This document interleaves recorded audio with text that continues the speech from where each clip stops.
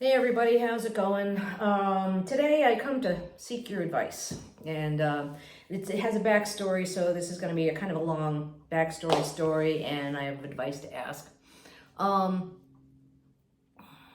the backstory is a couple little stories. Well, the first little story is my mother came to live with me, as you know, a few years ago, and she started, her dementia really started up really badly a few years ago, and to the point where she was asking about her mom and can she see her mom and where's her mom, and she wants to be with her mom, and her mom had died. Her mom died like 30 years ago. My mother knows or knew before the dementia that my mom died, my grandmother died 30 years ago, to the point of, had been living with my mother, and she passed away. So she did all the funeral arrangements, arranged everything, and, buried her in the plot next to grandpa. And so she knew that, but the dementia taking hold, she would sundown and start asking about her mom and demanding and and she would scream and cry and just be mean about wanting to see her mom. And, I held it from her for a few weeks and then told me, yeah, she died, you were there, she died. She'd scream and you're alive, and she would scream and cry and not give up and not give in about this. And it lasted until like last year. And then it started to kind of peter out.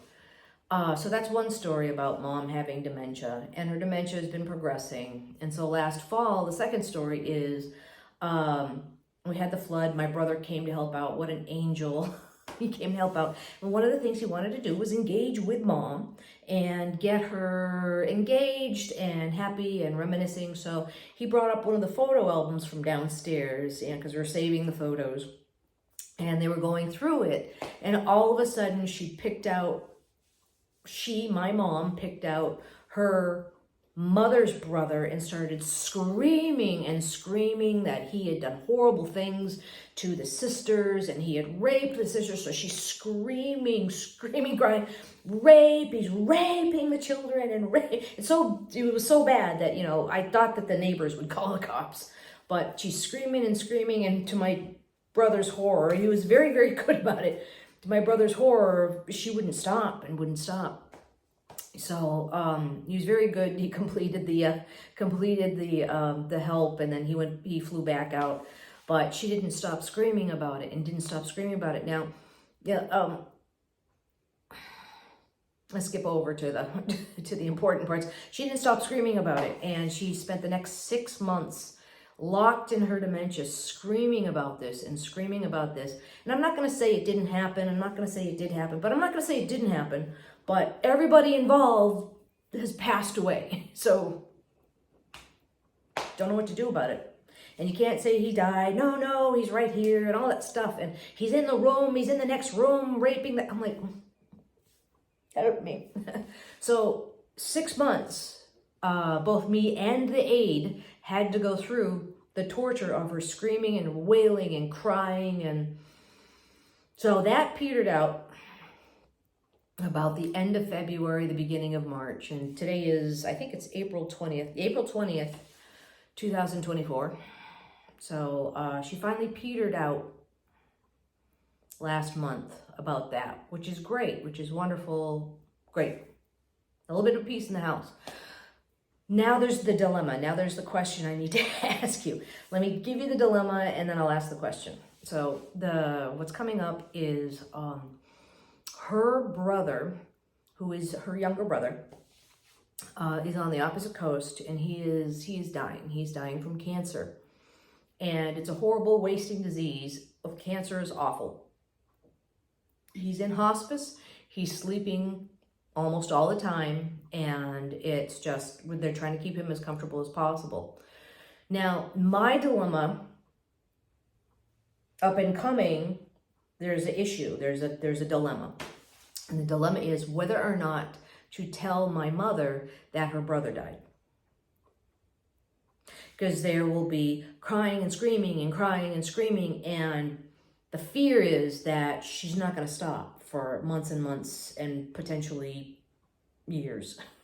So The thing is that, you know, do you tell her that he is on his deathbed? He's 3,000 miles away, so, and he's sleeping, so you can't go visit him. Well, she's like a sack of potatoes anyway, so you have to actually manually get her up and get her dressed and get her going. And she's not with it enough for her to help you. So you tell her, and she's going to want to see him and cry, and she can't really FaceTime him because he's sleeping all the time, and she can't figure out FaceTime at all, and she can't hear him because she's kind of deaf, and even then, he's sleeping all the time. So you're telling me, do you tell her that he's dying, and when he passes away, he wants to be buried in his hometown, which is a couple towns away from where we are now. So after he dies, do you tell her that he has passed away? Do you get her dressed all in black, put her in a wheelchair, stuff her in the car, bring her to the funeral where she's crying and screaming and crying and screaming and crying and screaming? And would her dementia let her process that? And I guess that's the biggest thing. Will her dementia let her process that, or would that leave her screaming and crying for her brother screaming and crying? And I don't know. I don't know the answer to that. All I know is at the end of the day, everybody else gets to go home and leave me and the aide when she comes over with someone who is upset, screaming, crying, rage crying, and it doesn't stop, and it just drives, you know, like it is horrible to hear, and then it's the incessant, it doesn't stop, it doesn't stop, it doesn't stop. Just, it's unbearable. It's horrible. And it is already, you can tell it's already gotten me going again. Well, another version of this, because I can't get away from her, and, you know, I go to work and I come back, but I am her caregiver. And I guess, is it fair to me, what benefit, I guess, is the question, would she have from being told her brother is dying or her brother died? What benefit? Because she's in dementia. She can't process that. She can't go through the 5 grieving stages. And from direct experience is once she has a thought in her mind and she's not going to let that go, she will worry that like a bone. She will not let go of that. And so my fear is that it's going to get her screaming and crying again, and she's not going to let that go for what, 6 months, a year, all the way until she passes away, hopefully years from now. I don't know. But that's the dilemma. The dilemma is morally, ethically, do you tell someone with dementia that her loved one has died? Do you tell them? They're unable to process it. They're unable to do they'll be stuck in the grieving mode, unable to get out of the grieving mode. I guess I'm kind of answering my own question. And what benefit? What benefit is there from telling someone who is unable to get out of the grieving mode? What benefit would that be? Is that good? Because my objective from having her stay with me is keep her happy, keep her healthy, keep her safe, keep her comfortable. But that telling her something that she has no control over and will make her upset, and she can't process. But is it morally or ethically horrible to not tell them, I guess, is the question. So that's my dilemma, and that's something that I have to think about. And I have to introduce that to my sibling before he blurts it out or go, oh, Mom, I have something to tell you, and blats it out. It's like, you know, he could tell her, but at the end of the day, he gets to go home. He gets to go home at the end of the day.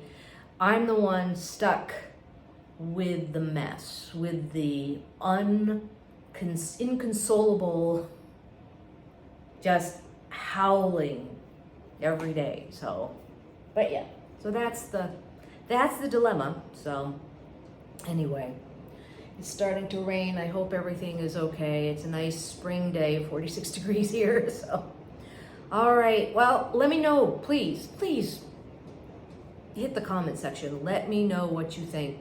Let me know your thoughts. Is it right? Is it good or bad? Is it right or wrong? so yeah, so that's the dilemma. And yeah, let me know what you think. All right, take care. Bye.